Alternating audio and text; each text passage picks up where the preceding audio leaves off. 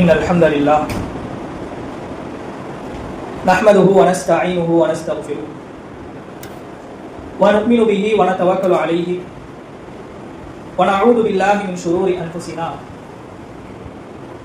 ومن سيئات أعمالنا من يهده الله فلا مضل له ومن يضلله فلا هادي له وأشهد أن لا إله إلا الله وحده لا شريك له وأشهد أن محمدا عبده ورسوله أما بعد أرسله بالحق بشيرا ونذيرا وداعيا إلى الله بإذنه وسراجا منيرا فقد قال الله تعالى في القرآن العظيم وفي الفرقان المجيد أعوذ بالله من الشيطان الرجيم بسم الله الرحمن الرحيم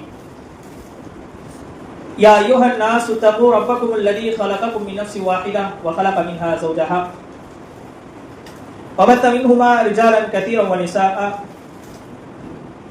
واتقوا الله الذي تساءلون به والأرحام إن الله كان عليكم رقيبا وقال أيضا يا أيها الذين آمنوا اتقوا الله حق تقاته ولا تموتن إلا وأنتم مسلمون وقال أيضا يا أيها الذين آمنوا اتقوا الله وقولوا قولا سديدا يصلح لكم أعمالكم ويغفر لكم ذنوبكم ومن يطع الله ورسوله فقد فاز فوزا عظيما وقال أيضا إن عدة الشهور عند الله 12 شهرا في كتاب الله يوم خلق السماوات والأرض منها 4 حرم ذلك الدين القيم قال نبينا صلى الله عليه وسلم إن أصدق الحديث كتاب الله وأحسن الهدي هدي محمد صلى الله عليه وسلم وشر الأمور محدثاتها وكل محدثة بدعة وكل بدعة ضلالة وكل ضلالة في النار اللهم صل على محمد وعلى آل محمد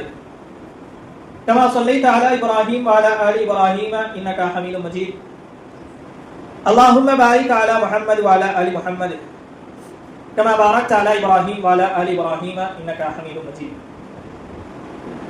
புகழும் புகழ்ச்சியும் ஏக இறைவனாகிய அல்லாஹ் ஒருவனுக்கு உரித்தாக்கி அவனுடைய சாந்தியும் சமாதானமும் இறுதி தூதரான நபிகள் நாயகம் ஸல்லல்லாஹு அலைஹி வஸல்லம் அவர்கள் மீதும் அவர்களை அப்படியே பின்பற்றி வாழ்ந்த உத்தம சத்திய சஹாபாக்கள் சஹாபிய பெண்மணிகள் தாபியீன்கள் தபா தாபியீன்கள் குறிப்பாக இறைவன் நம் மீது கடமையாக்கியிருக்கின்றார் ஜும்மாக்கின் இந்த வணக்கத்தை நிறைவேற்ற வேண்டும் என்ற உயர்ந்த நோக்கத்திலே இங்கே ஒன்று கூடி இருக்கக்கூடிய நம் அனைவரின் மீதும் அல்லாஹுவின் சாந்தியும் சமாதானமும் என்றென்றும் நின்று நிலவட்டுமாக. அல்லாஹுவை எல்லா நேரங்களிலும் பயந்து அஞ்சி வாழக்கூடிய மக்களாக அல்லாஹு தாலா நம் அனைவரையும் ஆக்கி அருள் புரிவானாக என்ற பிரார்த்தனையோடு என்னுடைய இந்த ஜுமாவின் உரையினை ஆரம்பம் செய்கின்றேன். அன்பார்ந்த எல்லாம் அல்ல அல்லாஹின் நல்லடியார்களே, நாம் எல்லாம் இந்த இஸ்லாமிய மார்க்கத்தை வாழ்க்கை நெறியாக ஏற்ற மக்களாக இருந்து கொண்டிருக்கின்றோம். இந்த இஸ்லாம் நமக்கு பல போதனைகளையும் பல வழிகாட்டுதலையும் நமக்கு மார்க்கம் சொல்லித் தருவதையும் நம்மால் பார்க்க முடிகின்றது.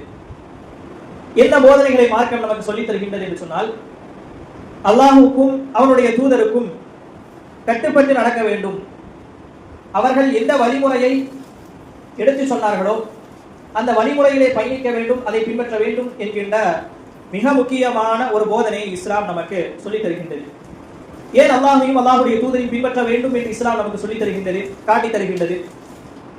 அதற்கான பதிலாக அல்லாஹு தஆலா திருமறையில சொல்லி காட்டுகின்றான், வமை யுதஇல்லாஹ வர் ரசூல், யார் அல்லாஹுக்கும் அவருடைய தூதருக்கும் கட்டுப்பட்டு நடக்கின்றார்களோ ஃபஉலாயிக யதுகுலூனல் ஜன்னah, அவர்கள் சொர்க்கத்திலே நுழைவார்கள் என்பதாக அல்லாஹு தஆலா திருமறையில சொல்லி காட்டுகின்றான்.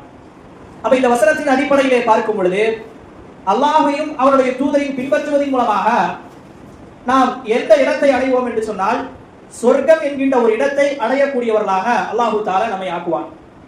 அப்ப அல்லாஹையும் அல்லாஹுடைய தூதரையும் பின்பற்றினால்தான், அவர்கள் சொன்ன அந்த விஷயத்தை அந்த போதனை ஏற்று நடைமுறைப்படுத்தினால்தான் அந்த சொர்க்கம் என்கின்ற ஒரு நிலையை நம்மால் அடைய முடியும் என்பதை நம்மால் பார்க்க முடிகின்றது. ஆனால் இன்றைக்கு யாரெல்லாம் இஸ்லாமியர்களாக இருக்கின்றார்களோ அவர்களில் பெரும்பாலானோர் அல்லாஹும் அல்லாஹுடைய தூதரும் சொன்ன போதனைகளை பின்பற்றுகின்றார்களா, அதை அவர்களுடைய வாழ்க்கையிலே செயல்முறைப்படுத்துகின்றார்களா என்று நாம் சற்று யோசித்து பார்க்கும் பொழுது, அல்லாஹ்வுடைய மாபெரும் கிருபையினால் ஒரு சில மக்கள் அல்லாஹ்வும் அல்லாஹ்வுடைய தூதரும் எதை சொன்னார்களோ, எதை போதித்தார்களோ அதை பின்பற்றக்கூடிய மக்கள் இருக்கின்றார்கள்.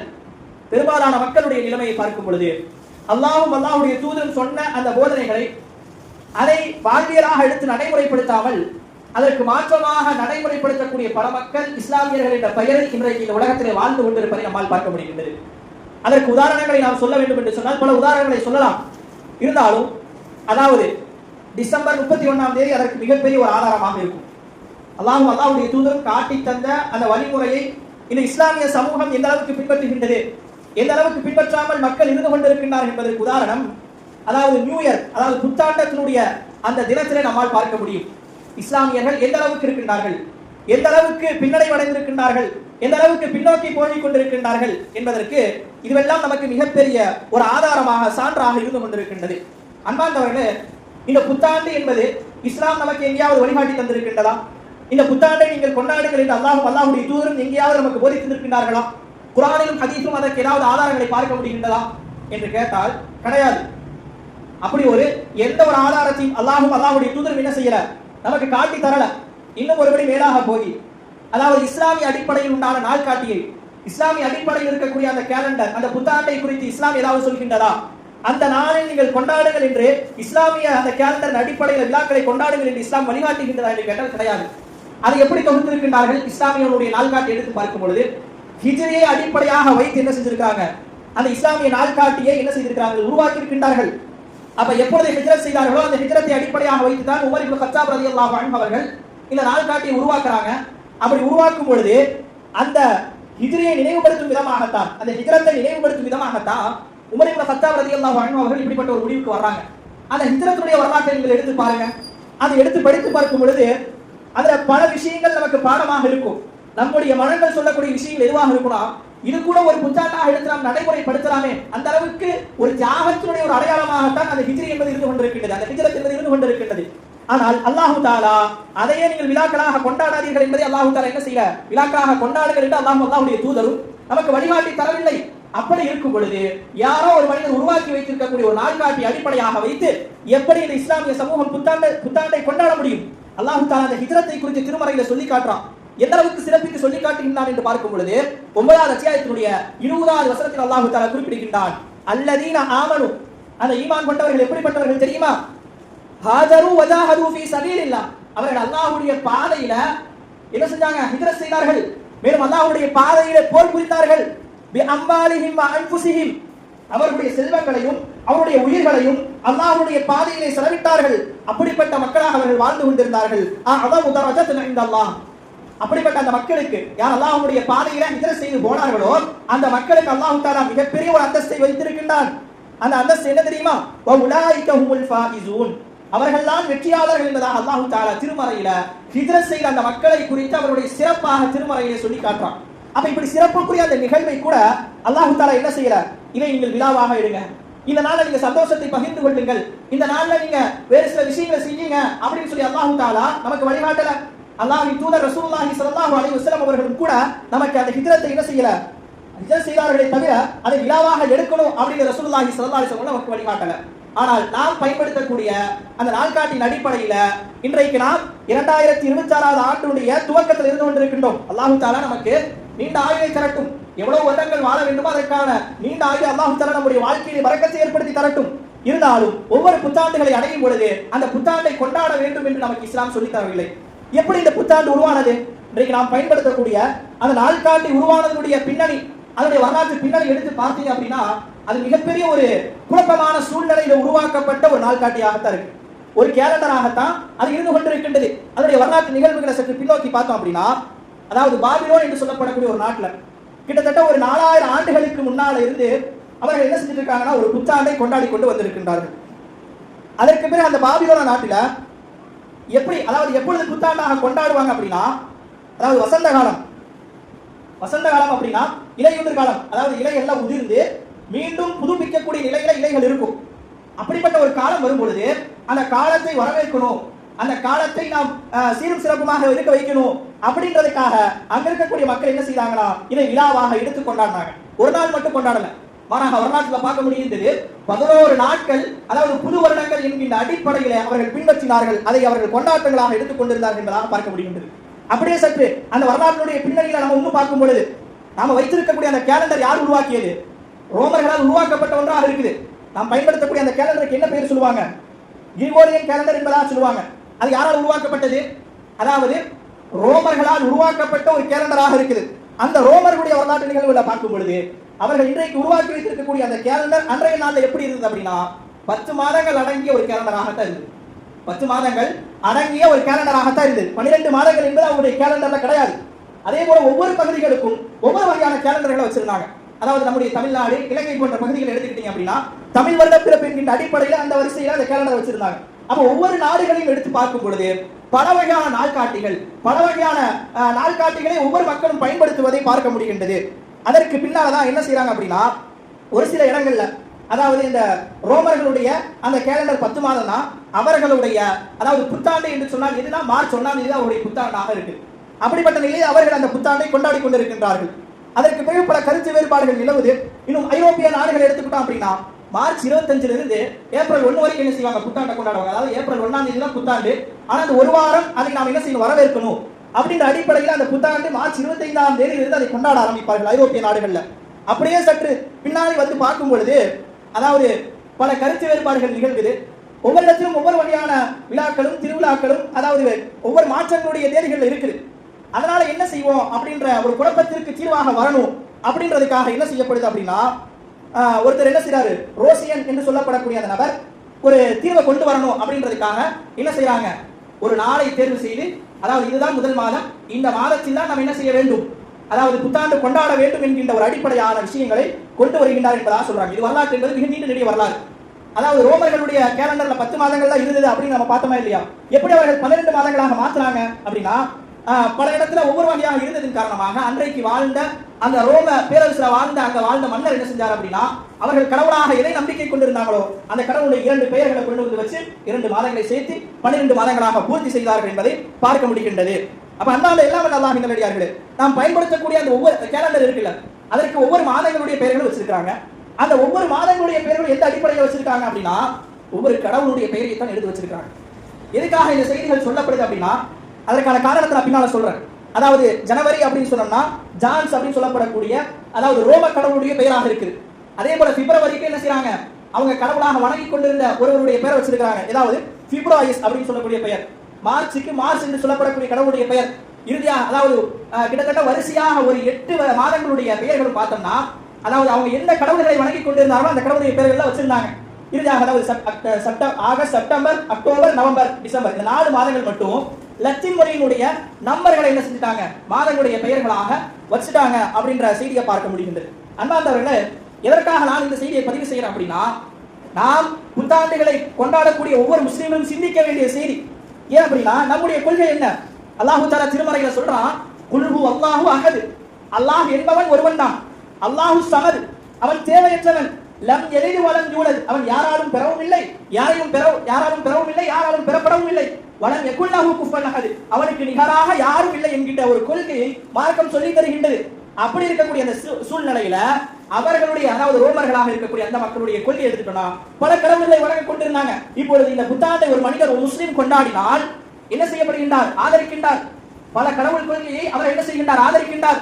இஸ்லாம் சொல்லக்கூடிய அந்த கொள்கையை அவர்கள் மறந்தவர்களாக, அந்த கொள்கையை அவர்கள் நிலைநாட்டாமல் அவர்கள் மாற்று மத மக்கள் சொல்லக்கூடிய அந்த கடவுள் நம்பிக்கை ஏற்று நடைமுறைப்படுத்தக்கூடிய இடத்திற்கு இஸ்லாமியர்கள் வந்து விடுகின்றார்கள். அன்பார்ந்த எல்லாம் அல்லாஹ்வின் நல்லடியார்களே, இந்த புத்தாண்டு தொடர்பாக ஒரு செய்தியை நம்மளால படிக்க முடியும். ஒரு சின்ன வயசுல இருக்கக்கூடிய ஒரு பையன் இடத்துல உதித்த ஒரு கேள்வி. அதாவது இது ஒரு கதையாகத்தான் சொல்லுவாங்க. இருந்தாலும் அது நம்முடைய சிந்தனைகளை தூண்டக்கூடிய அடிப்படையில் இருக்கக்கூடிய ஒரு கதையாக இருக்குது.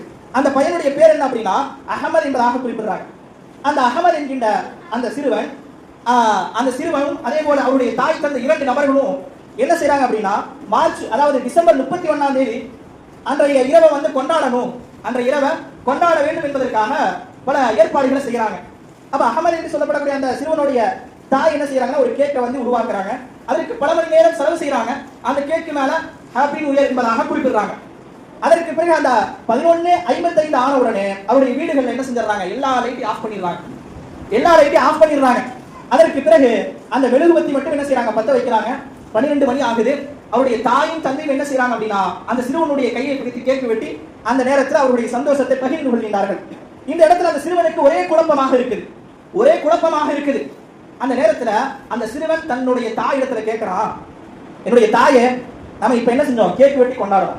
நாளைக்கு காலையில அதாவது தேவாலயத்துக்கு போவோமா? நாளைக்கு காலையில வணக்க வழிபாடுல ஈடுபடுவதற்கு சர்ச்சுக்கு நம்ம போவோமா அப்படின்ற கேள்விய அந்த சிறுவன் தன்னுடைய தாயிடத்துல கேட்கிறான். அந்த தாய் அதாவது திகைத்த நிலையில நிற்கும் பொழுது அந்த தாய் சொல்றா, நம்ம எப்படி அங்க போவோம்? நம்ம வணக்க வழிபாடுகளில் ஈடுபடுவதற்கு எங்க போவோம்? பள்ளிவாசலுக்கு தான் நம்ம போவோம். நாம எதுக்கு அங்க போறோம் அப்படின்னு சொல்லி அவருடைய தாய் சொல்றாங்க. மீண்டும் அந்த சிறுவன் கேள்வி கேட்கிறான், சரி, என்னுடைய அதாவது என் ஸ்கூல்ல இருக்கக்கூடிய ஃப்ரெண்ட்ஸ் எல்லாம் பார்த்தோம்னா அவங்க எல்லாம் இந்த நாள்ல கொண்டாடிட்டு அடுத்த நாள் என்ன செய்வாங்க? சர்ச்சுக்கு போவாங்க.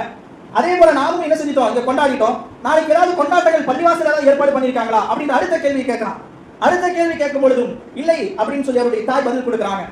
அப்படி இருக்கும் பொழுது மீண்டும் தன்னுடைய தந்தை இடத்துல அந்த மகன் கேட்கிறான், அல்லாஹுடைய தூதரும் இப்படிப்பட்ட வழிமுறையை காட்டி தந்தார்களா என்பதாக கேட்கும் பொழுது அவருடைய தந்தை இல்லை என்பதாக சொன்னார்கள்.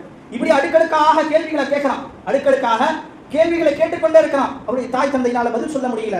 அன்பார்களை சிந்தித்து பார்க்கணும். ஒரு சாதாரண அதாவது சின்ன பையனாக இருக்கிறான், ஆனா அவனுடைய உள்ளத்துல எந்த அளவுக்கு இந்த மார்க்கம் சென்றடைந்திருக்கின்றது, அவன் எந்த அளவுக்கு சிந்திக்கக்கூடியவனாக இருந்திருக்கின்றான். தன்னுடைய தாய் தந்தையிடத்திலும் கேட்கிறான், நீங்க அல்லாஹ்வுடைய தூதரை தான் பின்பற்ற வேண்டும் என்று சொன்னீங்க, அவர்களை தான் நேசிக்க வேண்டும் என்று சொன்னீங்க. அப்படி சொன்னதற்கு பிறகும் அல்லாஹ்வுடைய தூதரும் காட்டி தராத அடிப்படை, அல்லாஹ்வுடைய தூதரும் நமக்கு சொன்னாத விஷயத்தை எப்படி நாம் நடைமுறைப்படுத்துவது, எப்படி நாம் செயல்முறைப்படுத்துவது? அது செயல்முறைப்படுத்தினால் அல்லாஹ்வின் தூதரை நேசிக்கின்றேன் என்பதற்குண்டான அடையாளமே கிடையாது என்கின்ற விஷயத்தை தன்னுடைய தாய்க்கும் தந்தைக்கும் என்ன செய்கின்றான்? அந்த சிறுவன் உணர்த்தி காட்டுகின்றான் என்று சொன்னால் அந்த அளவுக்கு அந்த சிறுவனுடைய உள்ளத்தில் ஆழமாக பதிந்திருந்தது. அன்பிற்கினியவர்களே, நாம் சிந்தித்து பார்க்கணும். இன்றைக்கு எத்தனையோ சிறுவர்களும் எத்தனையோ இளைஞர்களும் இருக்கின்றார்கள். ஏன் அவர்களுக்கு இப்படிப்பட்ட ஒரு சிந்தனை வருவதில்லை? ஏன் இப்படிப்பட்ட ஒரு எண்ணம் வருவதில்லை? காரணம் என்ன தெரியுமா? சின்ன பிள்ளைகள் இருந்து அல்லாஹ்வுக்கும் அல்லாஹ்வுடைய தூதருக்கும் கட்டுப்பட்டு நடக்கணும், அல்லாஹ்வுடைய தூதரும் சொன்ன செய்திகளை நடைமுறைப்படுத்தணும் என்கின்ற செய்தியை சொல்லித்தர மறந்ததின் காரணமாகத்தான் இன்றைக்கு பல கலாச்சாரங்களை என்ன செய்கின்றார்கள்?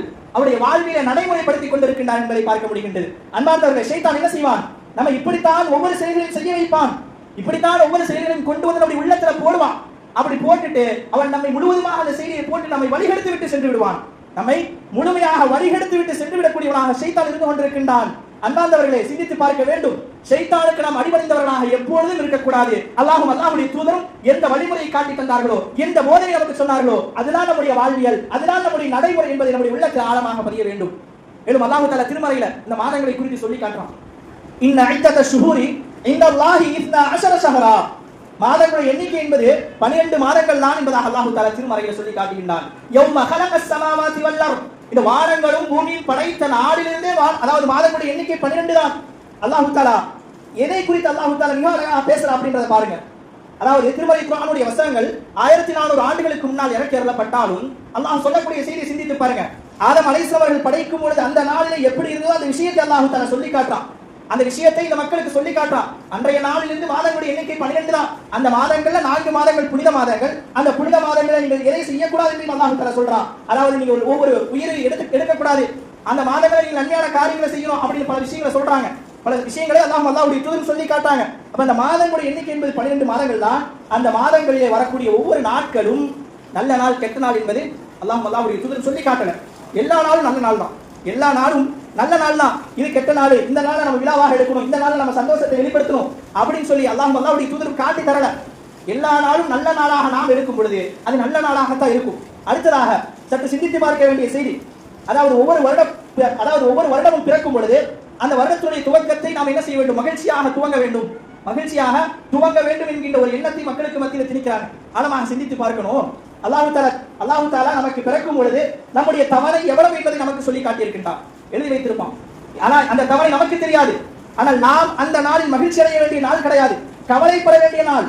நான் என்னுடைய மரணத்தை நோக்கி போகிக் கொண்டிருக்கின்றேன், என்னுடைய தவறை நெருங்கிக் கொண்டிருக்கின்றது, என்னுடைய வாழ்நாளிலே ஒரு வருடம் குறைந்து விட்டது என்கின்ற கவலைப்படக்கூடிய நாளில் இந்த சமூகம் எப்படி இருக்கின்றது? மகிழ்ச்சி அடைந்து கொண்டிருக்கின்றது. அதே இன்னும் சொல்ல போனால் அந்த நாளிலே செய்யாத தீமையான காரியங்கள் ஒன்றும் இல்லை. எல்லா தீமையான காரியங்களும் அந்த நாளிலே சர்வ சாதாரணமாக முஸ்லிம் என்கின்ற பெயர் வைத்துக் கொண்டு நாங்கள் லா இலாஹ இல்லல்லாஹ் என்று சொன்னோம் என்று சொல்லிக் கொண்டு பல மக்கள் செய்து கொண்டிருப்பதை பார்க்க முடிகின்றது. இது எதனுடைய வெளிப்பாடு தெரியுமா? காலத்துடைய முக்கியத்துவத்தை அவர்கள் புரியல. அல்லாஹ் தஆலா இந்த காலத்தை நமக்கு கொடுத்திருக்கான். அந்த காலம் எந்த அளவுக்கு முக்கியத்துவமானது என்பதை மக்கள் புரியாமல் இருந்து கொண்டிருக்கின்றார்கள். அதனால தான் அல்லாஹ் தஆலா திருமறையில சொல்றான், வல் அஸ்ர், காலத்தின் மீது சத்தியமாக. அல்லாஹ் தஆலா காலத்துடைய முக்கியத்துவத்தை குறித்து இந்த வசனத்தில் சொல்றான். வல் அஸ்ர், காலத்தின் மீது சத்தியமாக. அல்லாஹ் தஆலா ஒரு பொருளின் மீது சத்தியம் செய்யறான் அப்படின்னா அது மிக முக்கியமான விஷயமாக இருந்தால் மட்டும்தான் அல்லாஹ் தஆலா சத்தியம் செய்வான். எல்லா பொருட்கள் மீதும் எல்லா விஷயங்களின் மீதும் அல்லாஹ் தஆலா சத்தியம் செஞ்சு சொல்ல மாட்டான். அப்ப அந்த காலம் மிக முக்கியமானது, அந்த காலம் முக்கியமானது என்பதை தான் அல்லாஹ் தஆலா சத்தியம் செய்து சொல்லி காட்டிவிட்டு அடுத்து சொல்றான், இன்னல் இன்சான லஃபீ குஸ்ர், நிச்சயமாக எல்லா மனிதர்களும் நஷ்டத்தில் இருக்கின்றார்கள். ஏன்? அந்த காலத்துடைய முக்கியத்துவத்தை புரியல, அந்த காலத்தை எப்படி பயனுள்ளதாக மாற்ற வேண்டும் என்று புரியல. இப்படி வீணும் விளையாட்டுமாக இந்த காலத்தை கழித்துக் கொண்டிருக்கின்றார்கள். அன்பார்ந்தவர்களே, அவர்கள் கழித்த அந்த ஒரு நாள், வீணாக கழித்த அந்த நாளிலே எவ்வளவு நன்மையான விஷயங்களை செஞ்சிருக்கலாம், எவ்வளவு நன்மையான விஷயங்களை செஞ்சிருக்கலாம். அன்றைக்கு இரவு முழுவதும் முடிச்சிருக்காங்க. காலையில ஃபஜ்ர் தொழுகைக்கு வந்தாங்களா அப்படின்னு கேட்டா கிடையாது. ஃபஜ்ருக்கு முன்னால போய் வீட்டுல படுத்து தூங்கியாச்சு. அன்னைக்கு ஃபஜ்ர் தொழுகை கிடையாது. அதே போல சரி முடிச்சுதான் இருக்காங்களே, தஹஜ்ஜுடைய தொழுகை தொழுதாங்களா அப்படின்னு கேட்டா அந்த தொழுகையும் கிடையாது, எந்த தொழுகையும் கிடையாது. ஆனால் அந்த நாள் மகிழ்ச்சிகரமான நாளாமா, அந்த நாள் மகிழ்ச்சிகரமான நாள் என்பதாக நினைத்துக் கொண்டிருக்கின்றார்கள். அன்பார்ந்தவர்களே, அல்லாஹ்வுடைய தூதன் காட்டி தந்த அடிப்படையை ஒருவர் அமைத்துக் கொள்ளாமல் இருந்தார் என்று சொன்னால் அவர்களுக்கு ஒவ்வொரு நாளும் மகிழ்ச்சிகரமான நாளாகவும் அமையாது. நாளை மறுமையிலும் அவர்கள் மகிழ்ச்சியாக இருக்க முடியாது. அவர்கள் கஷ்டத்தை தான் சந்திக்கக்கூடியவர்களாக இருப்பார் என்பதை புரிந்து கொள்ள வேண்டும். மேலும் அல்லாஹ்வின் தூதர் ரசூலுல்லாஹி ஸல்லல்லாஹு அலைஹி வஸல்லம் மிக அழகாக சொல்லி காட்டினாங்க. நமக்கு ஏதாவது கஷ்டம் வந்துருச்சு அப்படின்னா காலத்தை திட்டக்கூடிய பல மக்கள் இருக்கிறாங்க. நமக்கு ஏதாவது கஷ்டங்களும் சோதனையும் வந்துருச்சு அப்படின்னா காலத்தை திட்டக்கூடியவர்களாக இருப்பாங்க. அதாவது புத்தாண்டுடைய முதல் நாள்ல என்னென்ன தீமைகளை எல்லாம் செய்யணுமோ போய் செஞ்சிடறது. செஞ்சதற்கு பிறகு ஏதோ ஒரு நிகழ்வு நடந்துருச்சு அப்படின்னா காலத்தை திட்ட வேண்டியது, காலத்தை திட்ட வேண்டியது. காலம் தான் இப்படி செய்தது என்கின்ற விஷயத்தை சொல்ல வேண்டியது. ஆனால் நான் தான் அந்த விஷயத்தை செய்தேன் என்று சொல்ல மாட்டான். நான் தான் அந்த தவறை செஞ்சேன், என்னுடைய காரணத்தினால தான் எனக்கு இப்படிப்பட்ட நிகழ்வு நடந்தது என்கின்ற தன் மீது இருக்கக்கூடிய அந்த தவறை வச்சுக்க மாட்டான். காலத்தின் மீது என்ன செஞ்சிருவான், அதாவது அந்த காலத்தின் மீது சொல்லிவிடுவான். இந்த காலத்தில், அதாவது இந்த நாளின் காரணமாகத்தான் இப்படிப்பட்ட நிகழ்வு நடந்தது என்பதாக சொல்லிவிடுவான். அதனால தான் அல்லாஹ்வின் தூதர் சொன்னாங்க, قال الله عز وجل, அல்லாஹ் தஆலா சொல்லி காட்டுகின்றான், யசுபு இப்னு ஆதம், ஆதமுடைய மகன்கள் அனைவரும் திட்டுகின்றார்கள். அத்தஹர, காலத்தை திட்டுகின்றார்கள். வஅனத்தஹர், நான் தான் காலமாக இருக்கின்றேன். அல்லாஹ் தஆலா சொல்றான், நான் தான் காலமாக இருக்கின்றேன். பியதில் லைலு வன்னஹார், இரவும் பகலும் மாற்றி அமைப்பது என்னுடைய கையில் தான் இருக்கின்றது. அந்த காலத்தை நான் தான் கொடுக்கின்றேன் என்பதாக அல்லாஹ் தஆலா சொல்லி காட்டுறான். அப்ப அந்த காலத்தை அந்த காலம் அல்லாஹ்வாக இருக்கின்றான். அந்த காலத்தை திட்டக்கூடாது என்கின்ற செய்தியை அல்லாஹ்வுடைய தூதர் சொல்லி காட்டுறாங்க. மேலும் அல்லாஹ்வின் தூதர் ரசூலுல்லாஹி ஸல்லல்லாஹு அலைஹி வஸல்லம் அவர்கள் மிக முக்கியமான இந்த உம்மத்திற்கு தேவையான மிக முக்கியமான செய்தியை சொல்றாங்க. புகாரியில 3456வது செய்தியாக பதிவு செய்யப்படுது. முஸ்லிம் சமூகம் எப்படி இருக்கும், இந்த இஸ்லாமிய சமூகம் எப்படி மாறுவார்கள், எப்படிப்பட்ட சூழ்நிலைக்கு போவாங்க அப்படின்றதுக்கு அல்லாஹ்வுடைய தூதர் சொல்லி காட்டுறாங்க. ல தத்தபிஅன்ன சுனன மன் கான கப்லக்கும், பின்பற்றுவார்கள். ல தத்தபிஅன்ன சுனன மன் கான கப்லக்கும், அவர்களுடைய முன்னோர்களுடைய வழியை பின்பற்றுவாங்க. அறியாமை காலத்துல என்னென்ன பழக்கங்கள் இருந்ததோ, என்னென்ன விஷயங்கள் இருந்ததோ அதை பின்பற்றுவாங்க. எப்படி தெரியுமா பின்பற்றுவார்கள்? ஷிபரம் பிஷிபரி, வலத்துக்கு வலம் பின்பற்றுவார்கள். வதிரான் பிதிரான், ஜானுக்கு ஜான் பின்பற்றுவார்கள். வலவு சலக்கு ஹுஜரன் தப்பல சலக்துமுஹு. அடுத்ததாக மிக முக்கியமான செய்தி சொல்றாங்க. ஒரு எலி ஒரு பொந்துக்குள்ள போச்சு அப்படின்னா அந்த பொந்துக்குள்ள இவர்களும் போவார்கள். அடுத்ததாக குல்னா யா ரசூலுல்லாஹ், நாங்கள் ரசூலுல்லாஹி ஸல்லல்லாஹு அலைஹி வஸல்லம் சொன்னோம், அல் யஹூத் வன் நஸாரா, ரசூல் ஸல்லல்லாஹு அலைஹி வஸல்லம் எங்களுக்கு சொன்னாங்க, யாருடைய வழிமுறை அப்படி தெரியுமா, யாருடைய வழிமுறை அவர்கள் பின்பற்றுவார்கள் தெரியுமா? யூதர்களுடையும் கிறிஸ்தவருடைய அந்த வழிமுறையை ஜானுக்கு ஜான் பின்பற்றுவார்கள், முளத்துக்கு முளம் பின்பற்றுவார்கள். அவர்கள் எந்த வழியில போறாங்களோ அந்த வழியில அவர்கள் நுழைந்து போவார்கள் என்பதை முஸ்லிம்களுடைய நிலையை குறித்து அல்லாஹ்வுடைய தூதர் சொல்லி காட்டுறாங்க. அல்லாஹ்வுடைய தூதர் சொன்ன செய்தி இன்றைக்கு உண்மையானது. இன்றைக்கு நடக்குதா இல்லையா? பல கலாச்சாரங்கள், இஸ்லாம் சொல்லி தராத வழிமுறைகளை இன்னைக்கு மக்கள் பின்பற்றுறாங்க. ஆனா இஸ்லாம் எதை சொல்லி தருகின்றதோ, இஸ்லாம் எதை போதிக்கின்றதோ அதை பின்பற்றுவதிலே கைவிட்டு விடுகின்றார்கள். அன்பார்ந்தவர்களை, நாம் சிந்தித்து பார்க்க வேண்டும். அல்லாஹ் தஆலா நமக்கு கொடுத்திருக்கக்கூடிய காலங்கள் என்பது மிக முக்கியமானது. அந்த காலத்துடைய முக்கியத்துவத்தை புரிந்து கொள்ளுங்கள். அந்த காலத்திற்கு நாம் நிச்சயமாக நாளை மறுமையிலே என்ன செய்ய வேண்டியிருக்கின்றது, பதில் சொல்ல வேண்டியிருக்கின்றது.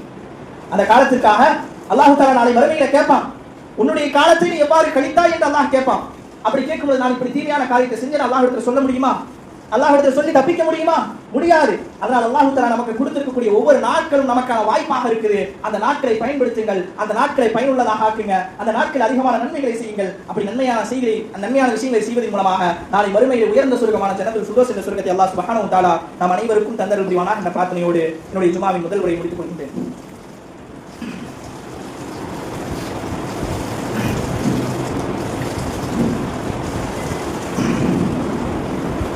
அல்ஹம்துலில்லாஹி ரப்பில் ஆலமீன் வல் ஆகிபத்து லில் முத்தகீன் வஸ்ஸலாத்து வஸ்ஸலாமு அலா அஷ்ரஃபில் அன்பியாஇ வல் முர்சலீன் நபியினா முஹம்மது வ ஆலிஹி வ ஸஹ்பிஹி வன் நாஸ் அஜ்மஈன் வ மன் தபிஅஹும் பி இஹ்சானின் இலா யௌமிddin. அம்மா பஅத். அன்பார்ந்த எல்லாம் அல்லாஹ்வின் நல்லடியார்களே, ஜுமாவின் முதல் உரையில இஸ்லாமிய சமூகம் இந்த புத்தாண்டை எந்த அளவுக்கு கொண்டாடுகின்றார்கள், எந்த அளவுக்கு அவர்களுடைய நிலைகள் இருக்கின்றது என்பதை குறித்தான ஒரு சில விஷயங்களை பார்த்தோம். அந்த புத்தாண்டுடைய பின்னணிகள், அந்த புத்தாண்டை கொண்டாடுவதன் மூலமாக ஏற்படக்கூடிய விளைவுகள் என்ன என்பதையெல்லாம் பார்த்தோம்.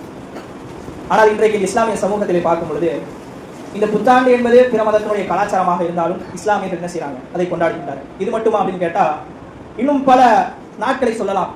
அதாவது இன்றைக்கு அதிகமாக காணப்படக்கூடியது பிறந்த நாளுடைய கொண்டாட்டங்கள். பிறந்த நாளுடைய கொண்டாட்டங்கள் இன்றைக்கு அதிகமாக காணப்படுது. ஒரு காலத்துல அதாவது என்ன செய்வாங்கன்னா ஒரு சிலருடைய வீட்டுகளில் கொண்டாடுவாங்க. ஆனா இன்றைக்கு யாரெல்லாம் தௌஹீத்வாதிகள், நாங்கள்லாம் நேர்வழி பெற்றவர்கள் என்று சொல்லக்கூடிய பல மக்களுடைய வீடுகளிலும் பார்க்க முடிகின்றது இந்த பிறந்த நாள் கொண்டாட்டத்தில். அதே போல வேறு சில நாட்கள், ஒவ்வொரு நாட்களுக்கும் ஒவ்வொரு பெயரிட வச்சுட்டு இஸ்லாம் காட்டித்தராத அந்த விழாக்களை கொண்டாடுவதை நாம் பார்க்க முடிகின்றது. அதையெல்லாம் அல்லாஹ்வுடைய தூதரும் மிக கடுமையாக எச்சரிக்கை செய்து சொன்னாங்க. மன் தஷப்பஹ பிகௌமின் ஃபஹுவ மின்ஹு. யார் பிற மத சமூகத்துடைய அந்த கலாச்சாரத்தை பின்பற்றுகின்றார்களோ ஃபஹுவ மின்ஹு, அவர்களை சார்ந்தவர்கள், அவர்களை சார்ந்தவர்கள் என்பதாக அல்லாஹ்வின் தூதர் ரசூலுல்லாஹி ஸல்லல்லாஹு அலைஹி வஸல்லம் சொல்லி காட்டுறாங்க. அன்பார்ந்தவர்களை சிந்தித்து பார்க்க வேண்டும். இப்படி ஒவ்வொரு விழாக்களையும் நாம் எடுத்து கொண்டாடும் பொழுது நாம் பிற மத மக்களுடைய அந்த கலாச்சாரத்துக்கு போய்விடுகின்றோம், அவர்களை பின்பற்றக்கூடியவர்களாக மாறிவிடுகின்றோம். இன்றைக்கு அந்த கலாச்சாரத்தை நாம் ஆதரித்து செயல்முறைப்படுத்தினால் அப்படியே காலம் கடக்க அவர்கள் செய்யக்கூடிய ஒவ்வொரு காரியங்களும், அவர்கள் செய்யக்கூடிய ஒவ்வொரு சிறுக்கான விஷயமும் அது நமக்கு பெரிதாக தெரியாது. நாமும் அது செய்யலாமே, இதுல என்ன இருக்குது அப்படின்ற ஒரு எண்ணத்தை ஷைத்தான் என்ன செய்வான், காலம் கடக்க இப்படிப்பட்ட நிலையை ஷைத்தான் நம்முடைய உள்ளத்திலே கொண்டு வந்து விடுவான்.